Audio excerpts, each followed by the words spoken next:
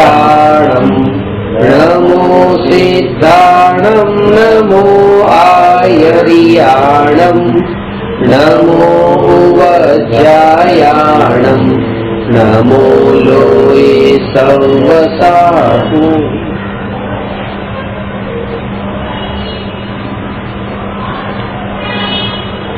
प्रश्न नंबर 291 परम पारिणामिक भाव એટલે શું?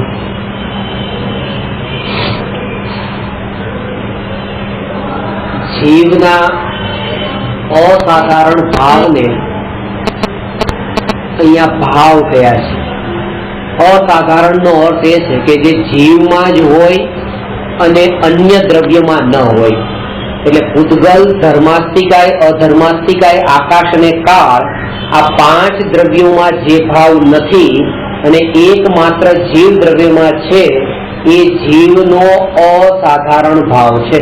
સાધારણ એટલે બધામાં હોય, અસાધારણ એટલે બધામાં ન હોય એવું. એ જે અસાધારણ ભાવ છે એ 5 પ્રકારના છે. એમાં પહેલો ભાવ ઔપશમિક ભાવ, બીજો ક્ષાયિક ભાવ, ત્રીજો ક્ષાયોપશમિક ભાવ, ચોથો ઔદયિક ભાવ અને પાંચમો પારિણામિક ભાવ. આ 5 ભાવ. ફરીથી બોલું છું. ઔપશમિક ભાવ, આ ઔપશમિક શબ્દ બન્યો છે ઉપશમ ઉપરથી. કર્મના ઉપશમના નિમિત્તે જે આત્મામાં ભાવ થયો એ ભાવનું નામ છે ઔપશમિક ભાવ. આ 2 વાત સમજવાની, આ 5 ભાવને સમજવા માટે. પાણીનો એક ગ્લાસ છે, એ ગ્લાસમાં 100 રજકણો પડેલા છે અને તળિયે પડેલા છે. તો એ તળિયે બિલકુલ દબાયેલા છે અને પાણી જે ચોખ્ખું છે. આવા 2 વસ્તુ. રજકણનું તળિયે દબાઈને રહેવું, આ પહેલી વાત. અને બીજી વાત, એના કારણે પાણી નિર્મળ થવું, આ બીજી વાત. તો એવી રીતે કર્મ આત્મામાં દબાઈને રહે એનું નામ તો છે કર્મનો ઉપશમ. અને એ કર્મનો ઉપશમ થાય એના કારણે આત્મામાં જેટલી પ્યોરિટી પ્રગટ થઈ એનું નામ છે ઔપશમિક ભાવ. એવી રીતે એ 100 રજકણોનું પાણીમાંથી બહાર નીકળી જવું એ તો થયું ક્ષય, અને એ પાણી પ્યોર થયું એના રિઝલ્ટમાં. એવી રીતે બધા કર્મોનું આત્મામાંથી નીકળી જવું એ સર્વક્ષય થયો. એટલે કર્મોનું આત્મામાંથી નીકળવું એનું નામ ક્ષય, અને એ ક્ષયના કારણે આત્મામાં જે નિર્મળતા પ્રગટ થઈ, જે નિર્મળ ભાવ પ્રગટ થયો એનું નામ છે ક્ષાયિક ભાવ. ઉપશમ થી ઔપશમિક ભાવ, ક્ષયથી ક્ષાયિક ભાવ. કચરું દબાયું છે, 100 રજકણ દબાયા અને 100 રજકણ નીકળી ગયા. ત્રીજી વાત કે 50 રજકણ તો દબાયેલા છે, 50 રજકણ બહાર નીકળ્યા. અને જે પાણીની સ્થિતિ છે એમાં તો 50નું દબાઈ દેવું, 50નું બહાર નીકળવું. પાર્શિયલી એવી રીતે દબાયા હોય, પાર્શિયલી ક્ષય થયા હોય, એટલે ક્ષય પણ હોય ને ઉપશમ પણ હોય. એનું નામ છે ક્ષયોપશમ. અને એ ક્ષયોપશમના નિમિત્તે જે પાણીની જે સ્થિતિ છે એ સમયની, એ બસ એ ક્ષયોપશમ ભાવ. આ સમજાવવા માટે છે, બાકી ભાવ તો આત્મામાં ઘટિત કરવાનો છે. એવી રીતે અમુક કર્મ આત્મામાં દબાયેલા છે અને અમુક કર્મ આત્મામાંથી નીકળ્યા, એવી જે કર્મોની સ્થિતિ એનું નામ તો છે ક્ષયોપશમ. અને એના કારણે આત્માની જે સ્થિતિ છે એનું નામ છે ક્ષયોપશમ ભાવ. 100 રજકણ પાણીમાં બિલકુલ ઉપર મળેલા છે, બિલકુલ મિક્સ થયેલા છે, અને પાણી ગંદુ છે. તો જે રજકણોની જે સ્થિતિ છે એનું નામ છે ઉદય, અને પાણીની જે સ્થિતિ છે એ ઔદયિક ભાવ એમ લેવાનું. એટલે એવી રીતે કર્મ જયારે આત્મામાં ઉદયમાં આવે છે એ તો છે ઉદય, અને એ ઉદયના નિમિત્તે જે ક્રોધમાન માયાલોભના વિકારી ભાવ થાય છે એ છે ઔદયિક ભાવ. ઉદયના નિમિત્તે થયા છે, કર્મના ઉદયના નિમિત્તે. આત્મામાં કોઈ કર્મનો ઉદય અત્યારે આવ્યો કે ભાવ થયા, ઉદય આવ્યો તો ઉદય છે, પણ આ જે દયા ભાવ એનું નામ ઔદયિક ભાવ છે. અને જેને રજકણો દબાઈ એની સાથે પણ સંબંધ નથી, રજકણો બહાર નીકળી જાય બધા, એની સાથે સંબંધ નથી. રજકણો અંદર દબાઈ દઈને અમુક બહાર નીકળી જાય એક ક્ષયોક્ષમ, એની સાથે સંબંધ નથી. અને જેને રજકણો બિલકુલ હળીમળીને રહે એની સાથે સંબંધ નથી. એવો જે પાણીનો શીતળ સ્વભાવ જેને ચારેય સાથે સંબંધ નથી, એનો મૂળ સ્વભાવ છે એ પારિણામિક સ્વભાવ. એવી રીતે જે આત્માનો જે મૂળ સ્વભાવ કે જેને કર્મના ઉપશમ સાથે, કર્મના ક્ષય સાથે, કર્મના ક્ષયોક્ષમ સાથે કે કર્મના ઉદય સાથે કોઈ સંબંધ નથી, એવો જે આત્માનો મૂળ સ્વભાવ, એ સ્વભાવનું નામ છે પારિણામિક ભાવ. સમજાણી વાત? અત્યારે તો હું તમને આનો વિસ્તાર નહીં બતાવું, જયારે આગળ કઈ પ્રકરણ આવશે ત્યારે કહીશ. પણ આ પાંચેય ભાવ જે બતાવ્યા એનો ક્રમ આડો અવળો ન થવો જોઈએ એનું ખાસ ધ્યાન રાખવું. કારણ કે જેને ક્રમ આડો અવળો કર્યો એટલે બહુ મોટી ભૂલ કરીએ. શું કરી એ સમજે. ઔક્ષમિક ભાવ, ક્ષાયિક ભાવ, ક્ષાયોક્ષમિક ભાવ, ઔદયિક ભાવ અને પારિણામિક ભાવ. વિશ્વમાં સૌથી ઓછી ક્વોન્ટિટી વાળા, સૌથી ઓછી સંખ્યા વાળા જીવ ઔક્ષમિક ભાવ વાળા છે. એનાથી વધારે સંખ્યા વાળા જીવ ક્ષાયિક ભાવ વાળા છે. એનાથી વધારે સંખ્યા વાળા જીવ ક્ષાયોક્ષમિક ભાવ વાળા છે. એનાથી વધારે સંખ્યા વાળા જીવ ઔદયિક ભાવ વાળા છે. એનાથી વધારે સંખ્યા વાળા જીવ પારિણામિક ભાવ વાળા છે. એ કેવી રીતે એ સમજ. એ પાછું પહેલી વાત ઔક્ષમિક ભાવ, જેને ઔક્ષમિક સમ્યક દર્શન પ્રગટ થયું છે એને જ ઔક્ષમિક ભાવ હોય છે. કારણ કે એને જ કર્મનો ઉપશમ હોય છે. મોહનીય કર્મનો ઉપશમ. જ્ઞાનાવરણી, દર્શનાવરણી અને અંતરાયમાં તો ઉપશમ થતો નથી. મોહનીય કર્મનો ઉપશમ થાય છે. અને મોહનો ઉપશમ તો ઔક્ષમિક સમ્યક દ્રષ્ટિને હોય છે. તો જે ઔક્ષમિક સમ્યક દ્રષ્ટિ છે એ ઔક્ષમિક સમ્યક દ્રષ્ટિ, જેને ઔક્ષમિક ભાવ પ્રગટ થયો એ જીવની સંખ્યા બહુ ઓછી છે. એટલે ચોથા ગુણસ્થાન થી લઈને 11મા ગુણસ્થાન વાળા જીવ અને અમુક કાળ માટે બધા દિવસે પડી પણ જાય. ઔક્ષમિક સમ્યક દર્શનનો કાળ તો બહુ જ છે, અંતર્મુહૂર્ત છે. એના કરતા વધારે જીવોની સંખ્યા છે ક્ષાયિક ભાવ વાળા. સિદ્ધ ભગવાન એનાથી વધારે. સિદ્ધ ભગવાન અનંત સિદ્ધ ભગવાન છે. ક્ષાયિક ભાવ, કર્મનો ક્ષય થઈ ગયો છે, મોક્ષ થઈ ગયો, કેવળ જ્ઞાન થઈ ગયું. એ ક્ષાયિક ભાવ વાળા જીવ કરતા ક્ષાયોક્ષમિક ભાવ વાળા વધારે છે. કારણ કે જે જીવ સંસારમાં છે જેને કેવળ જ્ઞાન નથી થયું એ બધાને ક્ષાયોક્ષમિક ભાવ છે. જ્ઞાનાવરણી કર્મનો ક્ષયોક્ષમ છે કે નહીં? તો જેટલા સિદ્ધ થયા છે એનાથી પણ અનંત ગુણા જીવ સંસારમાં છે, અજ્ઞાની છે. કેવળ જ્ઞાની કરતા અજ્ઞાની અનંત ગણા છે. એટલે ક્ષાયિક ભાવ વાળા કરતા ક્ષાયોક્ષમિક ભાવ વાળા જીવ વધારે છે.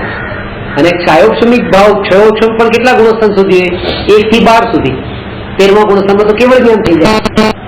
13મા ગુણસ્થાનમાં કેવળ જ્ઞાન થઈ જાય. પણ 13મા ગુણસ્થાનમાં પણ હજી અઘાતીનો ઉદય તો છે ને.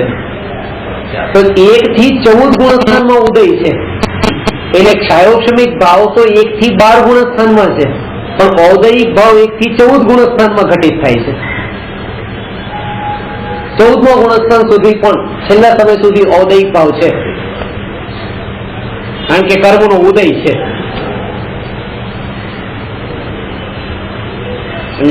એટલે બધા સંસારી જીવ આવી જશે એમાં ઔદયિક ભાવમાં.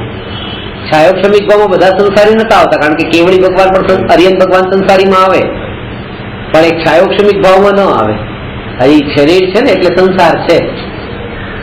અને જેને આ 14મું ગુણસ્થાન પણ સિદ્ધ ભગવાન, એ કોઈ ભેદ નથી. અને બધામાં જે એક સમાન રૂપે જે ભાવ છે પારિણામિક ભાવ છે. એ જીવનો જ્ઞાન સ્વભાવ છે. એ પારિણામિક ભાવ 3 ભેદ વાળો છે. આમ તો આ ઔપશમિક ભાવ વગેરે આ પાંચેય ભાવના પ્રભેદ, આ તો પાંચ તો ભાવના ભેદ થયા, પણ પાંચ ભેદના પ્રભેદ 53 ભેદ છે, 53 પ્રભેદ.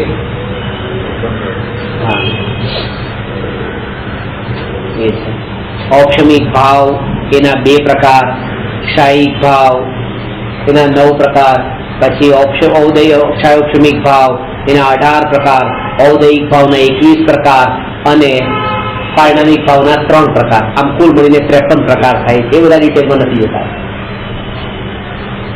પણ જે 3 પ્રકારના જે પારિણામિક ભાવ છે, 3 પ્રકાર, એમાં 3 પ્રકાર છે: ભવ્યત્વ, અભવ્યત્વ અને જીવત્વ. આ સમજવા જેવું છે. ક્રમ આવે આ ક્રમ: ભવ્યત્વ, અભવ્યત્વ અને જીવત્વ. આ ત્રણેયનું નામ છે પારિણામિક ભાવ. પણ અહીંયા પ્રશ્ન શું છે? પરમ પારિણામિક ભાવ કોને કહે છે? ભવ્યત્વ એ પારિણામિક ભાવ છે. કેમ પારિણામિક? આ પારિણામિક ભાવનો અર્થ એ છે અનાદિ અનંત હોય એ પારિણામિક ભાવ, જે પલટાય નહીં. જે ઉત્પન્ન થનાર છે તે પારિણામિક નથી, જે વ્યય થનાર છે તે પણ પારિણામિક નથી. જેમ ક્ષાયિક ભાવ જે કેવળ જ્ઞાન, એ પ્રગટ થયું ને, ઉત્પન્ન થયું, ત્યારે હતું નહીં પેલા, તો એ પારિણામિક ભાવમાં ન આવે. કર્મનો ઉદય હતો પણ એ નષ્ટ થઈ ગયો, એ પણ પારિણામિક ભાવમાં ન આવે. ક્ષયોક્ષમ જે છે એ અનાદિકાળથી હતો જ્ઞાનાવર્ણીનો, પણ એ નષ્ટ થઈ જાય છે, 13મા ગુણસ્થાન પછી નથી, એટલે એ પારિણામિક ભાવમાં ન આવે. ઔપશમિક ને તો ઉત્પન્ન પણ થાય છે, પછી વ્યય પણ થઈ જાય છે સમ્યક દર્શન, એટલે એ પારિણામિક ભાવમાં ન આવે. જ્ઞાન સ્વભાવ જે આત્માનો છે, જે નિત્યતાના બળ પર પારિણામિક ભાવ લીધું છે, ઇટર્નલ, તે પારિણામિક ભાવ છે. હવે ભવ્યત્વ પણ, અભવ્યત્વ, ભવ્યત્વ, અભવ્યત્વ અને જીવત્વ આ પારિણામિક ભાવ છે, કારણ કે ત્રિકાળ ટકનાર છે.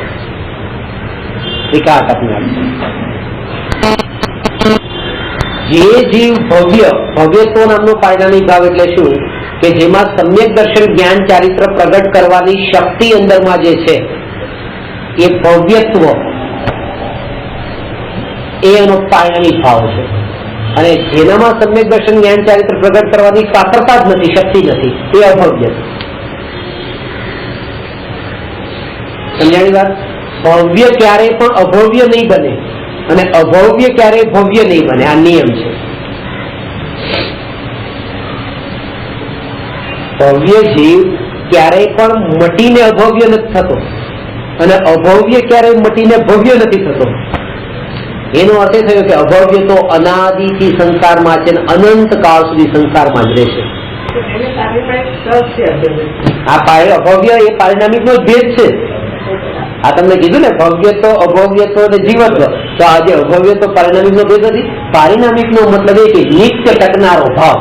પેલું નિત્ય, અરે આ ભાવ નહીં શકે એવું નિત્ય સંસારમાં ભટકવાનું, એ નિત્ય ટકવાનું છે કે પછી પાછો બદલાય થાય. ભવ્ય જીવ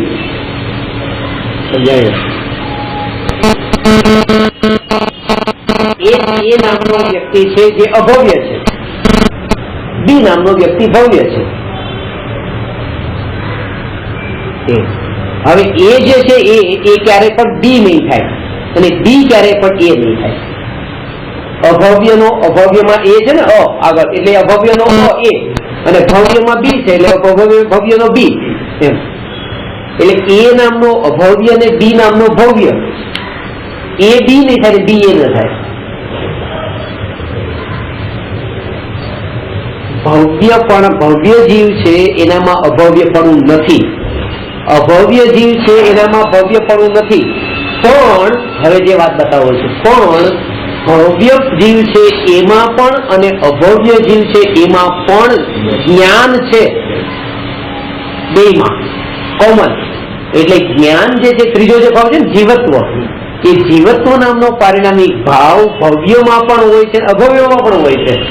એટલા માટે એ જીવત્વ નામના પારિણામિક ભાવને પરમ પારિણામિક ભાવ કીધો છે. ભવ્યત્વ અને અભવ્યત્વ નામના પારિણામિક ભાવને પરમ પારિણામિક ભાવ કયા નથી.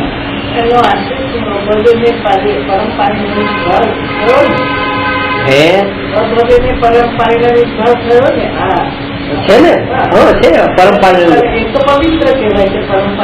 બરાબર છે એનામાં. કારણ કે એની સાથે ખાલી એક ખાલી એમ બની ગયું કે જીવ છે તે મોક્ષે જાય એવું કારણ નથી ને, એની પાછળ ઘણા કારણો જોઈએ ને. તમે અત્યારે સંસારમાં કેમ છો, મોક્ષે કેમ નથી જતા? તમે મોક્ષે જઈ શકો કેમ નથી જતા? એમાં કારણો એક કારણ નથી ને કે હું જીવ છું તો મોક્ષે જતો રહો. એ જીવ છે એનામાં જ્ઞાન છે, પણ સાથે પછી ભવ્યત્વ નામનો ગુણ પણ હોવો જોઈએ, એ એનામાં નથી. બધું એક સાથે હોવું જોઈએ ને. અભવ્યના જીવને દેશ નો શા માટે?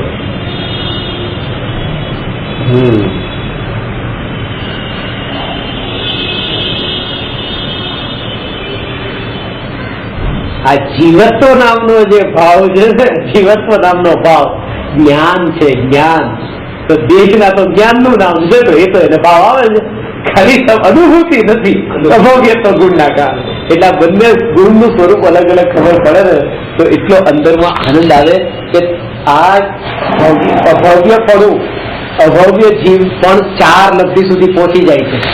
5 લબ્ધિ છે ને, ક્ષયોક્ષમ લબ્ધિ, વિશુદ્ધિ લબ્ધિ, દેશના લબ્ધિ, પ્રાયોગ્ય લબ્ધિ અને કરણ લબ્ધિ. એમાં 4થી લબ્ધિ પ્રાયોગ્ય લબ્ધિ સુધી અભવ્ય જીવ પહોંચે. શ્રાપ નથી, વરદાન છે. અરે કર્યું નથી. તમે ખુરશી કેમ નથી, તમે જીવ કેમ છો? બોલો, મને આનો જવાબ આપો. કે આનો જવાબ તમે જ્ઞાન છે એટલે જીવ છો ને, બસ. તો એટલે જ હવે જ્ઞાન ક્યાંથી છે? તમે જે અનાદિ છે, તો એવી રીતે અભવ્યપણું અનાદિથી છે, અને અભવ્યપણું છે એટલે એનો મોક્ષ નથી.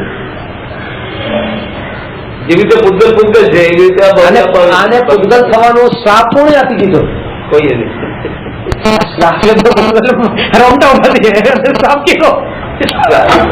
વસ્તુનું સ્વરૂપ છે જ્ઞાનીને, એમાં આનંદ આવે.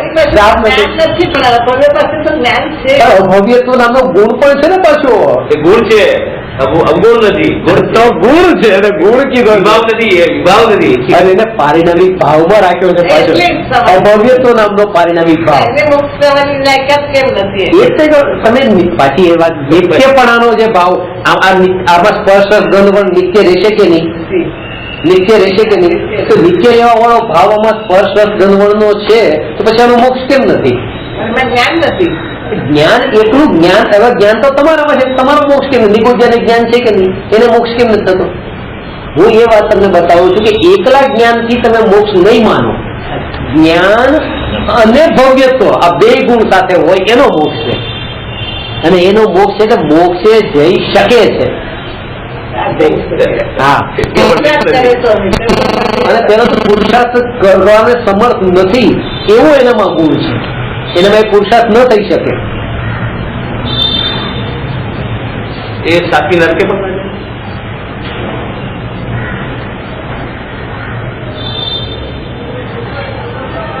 કેટલાય ભવ્ય જીવ છે, 3 લોકો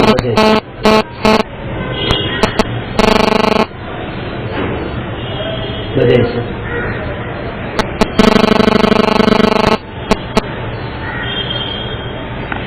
એનું ખાલી આટલું જ અંતર છે, બીજું કશું જ નહીં. આજે સ્વર્ગે પણ જાય, નરકે પણ જાય, બધે. કારણ કે એ જયારે 4થી પ્રાયોગિક લબ્ધિ સુધી પહોંચ્યો હોય તો ભાઈ નરકે થોડો જાય. એવા કેટલા પુણ્ય પણ બંધાણા હોય ને, તો એ મુનિ પણ થાય. હા, મુનિ એટલે રવિલિંગી મુનિ. સમ્યક દર્શન ન થાય. મોક્ષ તો પછીની વાત. મોક્ષ તો સમ્યક દર્શન એ તો કાયની શરૂઆત, એને સમ્યક દર્શન શબ્દ વાપર્યો. સમ્યક દર્શન, કારણ કે મોક્ષ ન થાય એમ કીધું હોય તો કોઈ પછી એમ સમજે સમ્યક દર્શન થઈ જતો છે પછી મોક્ષ નહીં થતો હોય, તો પછી સમ્યક દર્શન થી પછી એવા કેટલાય જીવ હોય કે જે સમ્યક દ્રષ્ટિ હોય મોક્ષ ન જતા, એ માનવું પડે પાછું. એટલે ત્યાંથી જ રોકી દીધા ભાઈ સમ્યક દર્શન ન થાય, આગળની વાત કરવાની જ નહીં. એટલે જૈન દર્શનમાં જે ડેફિનેશન વાઇઝ જે ખુલાસો કર્યો છે ને સમ્યક દર્શન થી પહેલા કર્યો છે, મૂળ શ્રદ્ધાથી શરૂઆત કરી છે, જે અત્યારે ચારિત્રથી શરૂઆત કરે છે કે ધર્મ કર્યો એટલે બસ ચારિત્ર.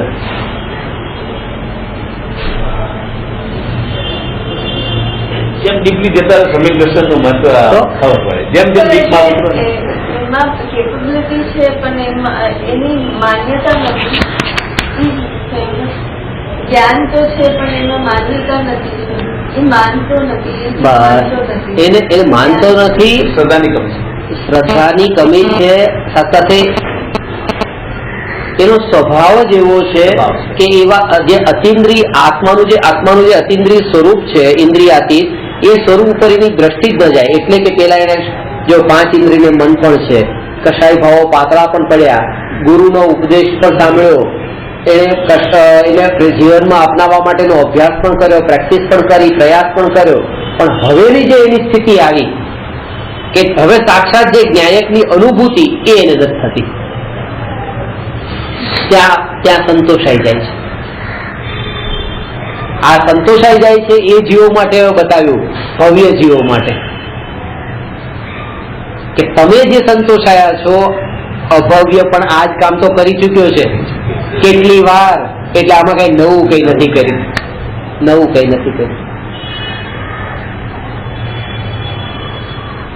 કે 5 માણસની વચ્ચે તમને તમારું જે અલગપણું લાગતું હોય એ નહીં લાગે. પછી સમજાણું? ઘરમાં તમે 10 જણા રહેતા હો, તમે કઈક બધાથી અલગ પોતાને માનતા જ હો કે આ કોઈનામાં ધર્મનો છાંટો નથી, એ અંદરમાં માન્યું છે અને મારામાં થોડો છાંટો આવ્યો છે. પણ જયારે તમે આ વાતને સમજો કે આ જે સ્થિતિમાં શું અભવ્ય પણ આટલે સુધી પહોંચી જાય છે, આ તો બધા તો ભવ્ય છે જે ઘરમાં, એમ સમજીને 90 ગ્રેવિટી નિગો સુધી તો બધાએ આવી યાત્રા કરી છે. તો ઉત્કૃષ્ટ નિકૃષ્ટ બંને ભાવ કરે. એટલા માટે આ દ્રષ્ટિ પણ છોડી દેવી કરી. ના, ભવ્ય જીવ લાગે છે.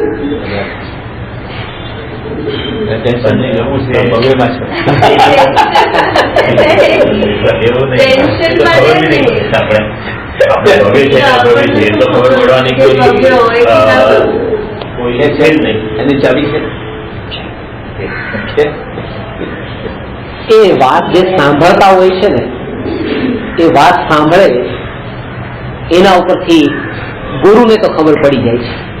ગુરુને પદ્મનંદી પંચવિંશતિકામાં લખ્યું છે, તત્પ્રતિ પ્રીતિ ચિત્તેન યેન વાર્તાપી હિ શ્રુતા નિશ્ચિતમ સ ભવેદ ભવ્યો ભાવિ નિર્વાણ ભાજનમ. જેણે ગુરુની તત્પ્રતિ પ્રીતિ ચિત્તેન, તમે સાંભળવા માટે બેઠા છો, હવે કેવી રીતે બેઠા છો, કેવી રીતે સાંભળવા બેઠા છો એના ઉપર એ નક્કી થશે. પ્રીતિપૂર્વક બેઠા છો, પ્રીતિપૂર્વક એટલે તમે જે સાંભળો છો એમ એ કેવો ભાવ છે. એમ કે હસબન્ડે કીધું કે ભાઈ પ્રવચનમાં બેસવાનું છે, કે વાઈફે કીધું એટલે પ્રવચનમાં બેસવાનું છે, એટલે આમ પરાણે કે આટલે ઘર સુધી આવે, અહીંયા નહીં બેસીએ તો કેવું? ધર્મના કારણે બેઠા છો કે શરમના કારણે બેઠા છો, એ મહત્વનું છે. જે પ્રીતિપૂર્વક સાંભળે છે એ તો ધર્મના કારણે બેઠો છે, અને જે અપ્રીતિપૂર્વક બેઠો છે આવી રીતે શરમના કારણે બેસીએ, શું કરીએ? જ્ઞાન એટલે જ તે કૃપાવતીનું જે પ્રસંગ હતો ને, મુમુક્ષુના નેત્રો મહાત્માને ઓળખી લે છે, પારખી લે છે. મુમુક્ષુ આ સામેવાળા જીવ જ્ઞાની છે, અજ્ઞાની છે, અનુભવી છે, અનુભવી નથી. મુમુક્ષુ જે જીવ છે, જે ખરેખર મોક્ષની ઈચ્છા ધરાવે છે, ખરેખર એમ નહીં કે આપણે જેમ બધા મુમુક્ષુ નામ લગાડે કે મુમુક્ષુ ભાઈઓ તથા બહેનો, એમ નહીં. કારણ કે જેને મુમુક્ષુ ભાઈઓ તથા બહેનો કહીએ, જેમાં તો એકાદો પણ આવે ના બેઠા ગણીએ તો પણ આવે નહીં, એવા છે કે જે મુમુક્ષુ હોય. મુમુક્ષુ એટલે મોક્ષ જવાની ઈચ્છા વાળો, એનું નામ મુમુક્ષુ છે. હવે તમને હું મુમુક્ષુ કે તો તમે મુમુક્ષુ થોડા છો. હવે તમને કહો ચલો મુમુક્ષુ જવું છે, તમે કહો આ જવું છે, અને ખરેખર જો તમને આમ ગાડી લઈ જવામાં આવે ને, ચલો અત્યારે કોઈ કોમ્યુનિકેશન નહીં, કોઈ લાસ્ટ મીટિંગ નહીં ફેમિલી સાથે, અત્યારે પરમાનન્ટ, પાછું નો રિટર્ન ટિકિટ. મન એક વખત તો કઈ આવશું વિચાર કરવા રહેશે. નેક્સ્ટ ટાઈમ સેકન્ડ રાઉન્ડમાં આવે, હા બીજા જ લઈ જાઓ.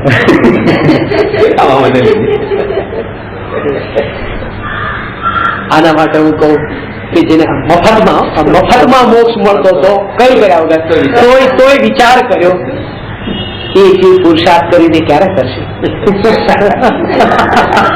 એ જીવ પુરુષાર્થ કરીને ક્યારે કરશે?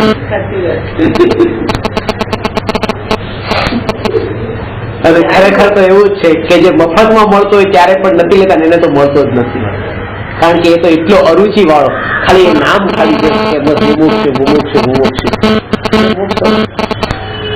ખરેખર પરમાત્મા બસ મને એકવાર દર્શન આપી દો.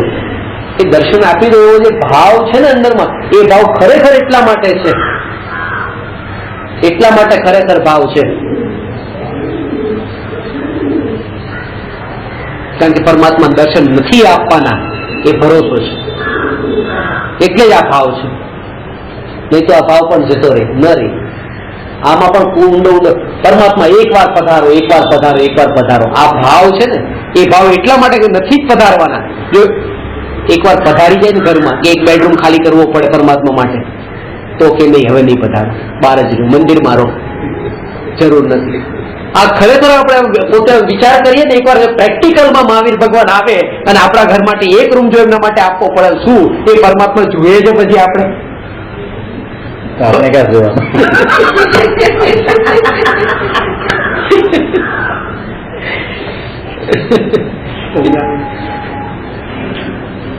એટલે જેને પરમાત્માને ઘરમાં પણ મનો રાખ્યા ને સ્થાપ્યા, એ પણ એટલે જ રાખ્યા છે, એટલે જ સ્થાપ્યા છે કે એ જગ્યા હલવા ચલવાના નથી, એટલે કે આડવેર રૂપે બનવાના નથી, એમ અડફેટે આવવાના નથી, મંદિરમાંથી બહાર આવીને રૂમમાં નહીં આવવાના, એટલે રાખ્યા છે. ત્યાં સુધી બરાબર છે. કોઈને પરમાત્મા જોઈતા જ નથી. આ ખાલી અંદરમાં બસ મન મનાવ્યું છે, અને આ ભ્રમના કારણે જ અહીંયા આપણે બેઠા છીએ. નહીં તો અહીંયા હોય કેવી છે?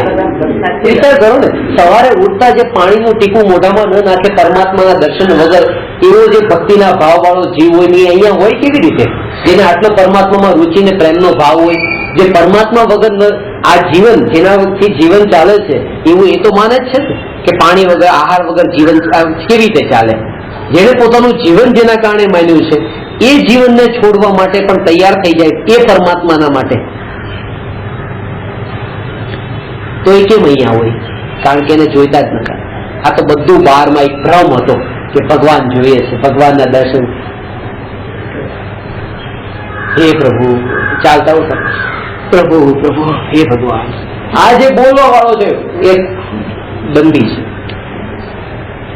જેટલું બહારમાં દેખાવ કર્યો છે ને એ જ છે, એનું જીવન જ આખું એટલું કપટથી ભરેલું છે, એ જ આ દમ કરે છે. કારણ કે કપટને ઢાંકવા માટે બીજો કોઈ ઉપાય જ નતો એના માટે. જે સરળ જીવ છે એને આ દેખાવો પણ નથી કરવો પડતો. વારંવાર વાતમાં બોલીને હે ભગવાન રામ રામ, એને આ કેવું પણ નથી પડતું. એ તો પોતાના પાપને ઢાંકવા માટે બીજાની સામે આવું બતાવવા માંગે છે, અને એનાથી જ આપણે ઓળખાણ કરી છે. બારમાં જે કોઈ બોલે છે, બારમાં વસ્ત્રાદી પહેર્યા છે, સાદા કપડા પહેરી લીધા છે, એના કારણે ઓળખાણ માની લીધું આ તો ગુરુ 6 કાયના જીવોની રક્ષા કરે છે, 6 કાયના જીવોની રક્ષા કરે છે, એમ માનીને આજે દ્રષ્ટિ જે રાખી છે, એ દ્રષ્ટિથી પોતાના મિથ્યાત્વ ભાવને પોષ્યો. કયો મિથ્યાત્વ ભાવ પોષ્યો? અંદરમાં જો સૂક્ષ્મતાથી જોઈએ તો એ મિથ્યાત્વ ભાવને પોષ્યો કે આવી રીતે ઠગનારા આપણને કોઈ પણ મળી જશે,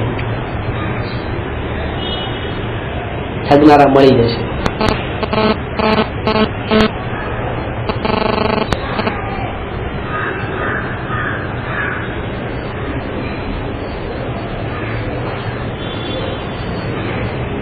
કારણ કે એને ઠગાવવું છે બહારનું રૂપ જોઈને. આમાં મિથ્યા તો પોતાનું પોષાયું કે કોઈને બહારના રૂપથી, બહારની અવસ્થાથી, વ્રત તપાદીથી, શરીરની ક્રિયાથી, બહારના ચારિત્રથી એ જીવને ધર્મીનો સિક્કો માર્યો એટલે પોતે મિથ્યાત્વ ભાવને પોષ્યો. એ જ કરીએ છીએ અત્યારે તો, એ જ કરીએ છીએ. દ્રષ્ટિ જ ન ગઈ, આત્મા ઉપરની દ્રષ્ટિ જ ન ગઈ. એટલે મેં તમે કીધું કે ત્યાં અમારો રેસ્ટોરન્ટમાં જમવા માટે 5 જણા ગયા, 5 જણા કે પાકીટ કાઢે છે, પેલા હું પૈસા આપી દઉં જમ્યા પછી. તો 5 જણા જે પાકીટ કાઢે તો 5 ના ભાવમાં તો ફરક છે ને. એક પાકીટ કાઢે છે એટલા માટે કારણ કે ખાલી અમે દેખાવો કરવો છે, હું આપી દઉં એટલે એક કે છે મારે આપવા છે, હું મોટાઈ દેખાય બધામાં કે જો મેં આપ્યા. અને કોઈ તો હાથ પણ ન નાખે, નામ બેઠો હોય ખાલી. અને કોઈને ભાવ એવો હોય કે ઠીક છે હવે આજે હું આપી દઉં, એમાં શું થઈ ગયું. એટલે કોઈ માનકશાઈનો પણ ભાવ ન હોય, દેખાવો કરવાનો પણ ભાવ ન હોય. કહેવાનો અર્થ છે કે ક્રિયા તો બધા કરે છે કે ઉભા આપવું, પણ એમાં ભાવ કયો છે એ ભાવને કોઈ જોતું, ભાવની ખબર જ નથી પડતી.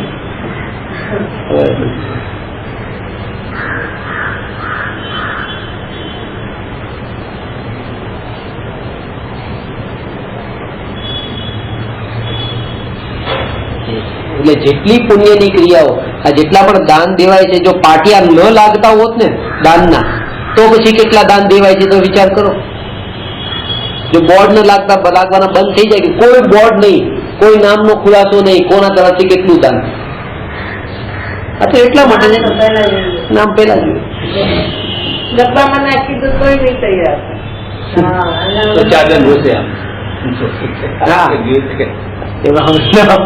નાખતા પેલા કોણ જુએ છે મને?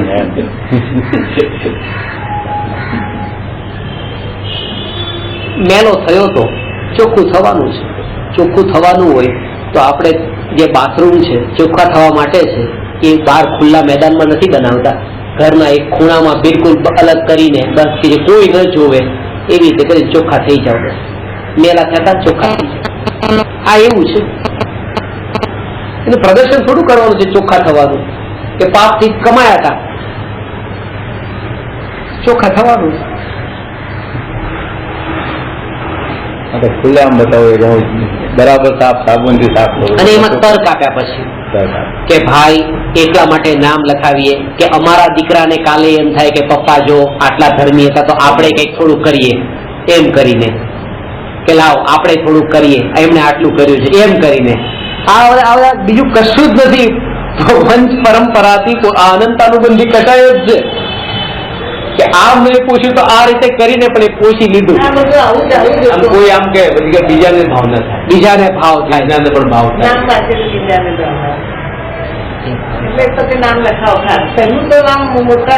એટલા માટે જે મહારાજ સાહેબમાં એવું, મહારાજ સાહેબ છે ને જે નવા મહારાજ સાહેબ હોય ને એમને એકલા નહીં રહેવાનું, એમને કોઈની સાથે રહેવાનું. બે મહારાજ સાહેબ એકલા ન રહે. ખરાબ ભાવ ક્યારેક આવી જાય એકલા હોય તો એમ ખરાબ ભાવે. કારણ કે એનો કોઈ બાજુમાં કોઈ છે એમ લાગે ને, બાજુમાં કોઈ છે એ સત્તા લાગી. અહીંયા કે છે કે જેને અનંત સિદ્ધોની સત્તા પેલા માની હોય એ મુનિ થાય, અને એનો તો દરેક પણ લાગે છે કે છે મારી સાથે અનંત સિદ્ધો છે, જોવે છે મારી સાથે, જોવે છે. પેલો દેખાય આવે એ પેલો જીવ છે દેખાય છે કે જો હું પાપ કરીશ તો આ જોઈ જશે, આ ખરાબ કામ કરીશ તો જોઈ જશે. એનો ભય છે, અનંત સિદ્ધોનો ભય નથી. ખરેખર તો જોવે છે, એ જોવે છે. અને ક્યારેક આ તો ન પણ જોતો હોય, ક્યારેક આપણે એના જેવો જ હોય.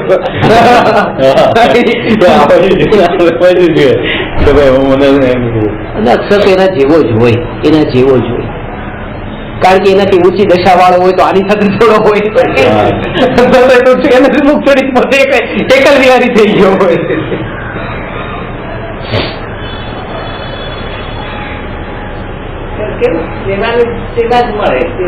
તમે બધા જ ભવ્ય છો, ભવ્ય છો.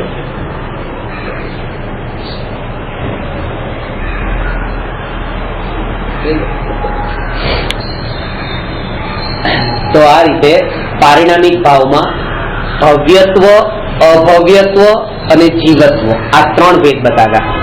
ભવ્ય જીવ અભવ્ય નથી, અભવ્ય જીવ ભવ્ય નથી. જીવત્વ નામનો જે પારિણામિક ભાવ છે ભવ્યમાં પણ છે ને અભવ્યમાં પણ છે. એ જીવત્વ નામનો પારિણામિક ભાવ એનું નામ છે પરમ પારિણામિક ભાવ. અને એ જે પરમ પારિણામિક ભાવ છે એ પરમ પારિણામિક ભાવ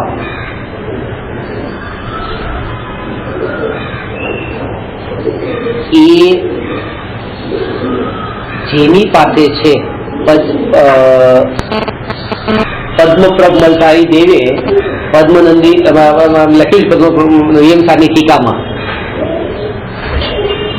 કે જેની પાસે પંચમ એવો પારિણામિક ભાવ એટલે કે પંચમ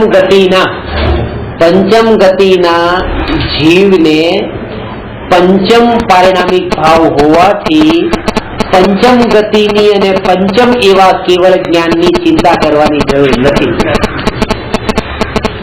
ભલે પંચમ કાળ હોય પણ આ પાંચમો પારિણામિક ભાવ છે તો પંચમ એવું કેવળ જ્ઞાન મતિ શ્રુત અવધિ મન પરી અને કેવળ જ્ઞાન પાંચમું અને 4 ગતિથી પર એવી રીતે પાંચમી મોક્ષ ગતિ એ પ્રાપ્ત થશે. તો એ જે પરમ પારિણામિક ભાવ છે જીવત્વ શબ્દ તો હું બોલી ગયો પણ જીવત્વનો અર્થ છે ચૈતન્ય પ્રાણ. એ ચૈતન્ય પ્રાણ કે આપણા બધાના અંદર આ બોલું છું પણ વાસ્તવમાં તો આપણે બધા પોતે એ ચૈતન્ય પ્રાણથી જીવન જીવીએ છીએ. આહાર પાણીથી જીવન નથી, આયુ કર્મના ઉદયથી જીવન નથી, ચૈતન્ય પ્રાણથી આ આત્માનું અનાદિ અનંત જીવન છે. તો એ ચૈતન્ય પ્રાણ કેવો છે? આપણે કેમ સત્તા સ્વરૂપ ટકીને રહીએ છીએ? શરીર કપાશે, ટુકડા થઈ જશે તો પણ આત્મા કેમ એ સત્તા સ્વરૂપ ટકીને રહેશે અને રહ્યો છે? તો એનું સ્વરૂપ હવે આમાં સૂક્ષ્મતાથી સમજવાનું છે. એ આપણે આવતીકાલે લઈશું. નમો અરહંતાણમ નમો સિદ્ધાણમ નમો આયર્યાણમ નમો વજ્જાયાણમ નમો લોએ સૌવસાહુ.